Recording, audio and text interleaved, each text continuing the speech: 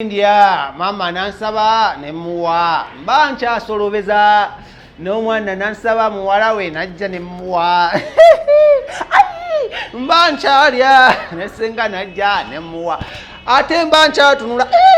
ne bannange ono gayi wattabu mu record era utira oyagala interview ye genda wansawo eri namazido gikola ate mba nkyalya nejjajja najja nansaba oyo samuweza namugirayo omuggo namugamba osabiriza biti byotalyangako. Alright, my name is the one, the king himself, Siri Muyembe. I'm not an artist, I'm just a presenter, a TV host, as you know. My name is the one, the King Smith, here on Celeb Jazz. Never nenera byozungu uli akayengejje ndogeramu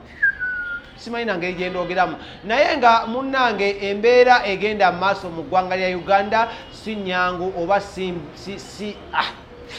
nyangu nungi nnyo okulaba munno buli muntu yonna agenda mu maaso okulanga njagala okugamba muno happy birthday kati nkutuusiza kamawulire ga mwana mulenzi amanyiddwa nga Khalid Ameri era ng'ono munnange ya celebratinze birthday ya mukyala we mu masanyu nnyo mujjukire munno ono y'omu ku ba YouTuber abaakabye ennyo be tulina mu nsi muno era ng'ono yakava e Uganda wano n'amala n'alinnya ennyonyi n'addayo naye nga munnange bukyanga obanga bwa mmindi omuvubuka ono oba omusajja ono alina famire alina mukyala we amanyiddwa nga Salam ate nga balina abaana babiri era nga abaana bano baali balabirirwa munna Uganda owa wano waffe amanyiddwa nga Sarah era nga munnange yavudde n'ajjaganya amazaalibwa ge ag'omukyala ngono yamukubyeko surprise mulaba muno Rema ne Hamza balina omukwano nze ne mukyala wange tulina omukwano naye ng'ate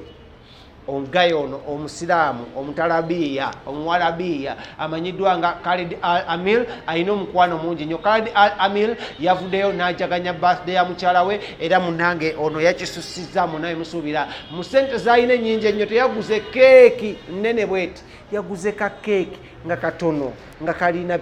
ka beautifyinze na kati yakoze bikozi bali mu kisiibo yagambye nkoze ntya mukyala wange keeki ayinza obutagirya n'amukolera ifutaal abasinga mugiyita futaali tugiyita ifutal ekijjulo okusibukuka nga waliwo entende waliwo grapes waliwo bu tomatoes waliwo bu apples waliwo bu tarantals waliwo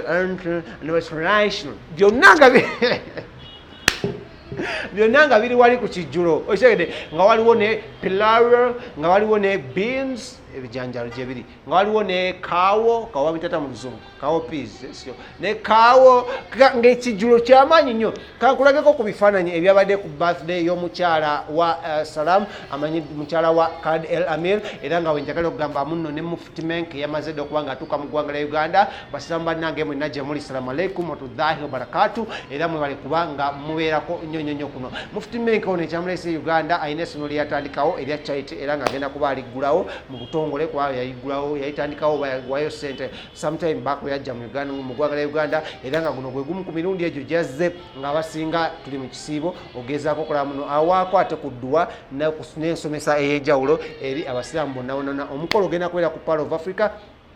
nga tugenda okuba nga tusinziira okuba nga tukutuusaako Mufti Menk ono wattabbumuko era amanyikiddwa mu nsi yonna yamazidde okuba nga ali mu ggwanga lya Uganda. Kale kankutwale wa Khalid Ameri olabe ku birthday ya mukyala we then tukuma tugenda kuba tugenda mu maaso n'amawulire amalala mangi nnyo amanya nze Kabaka Smith era nga nkola ne Sir Rollins.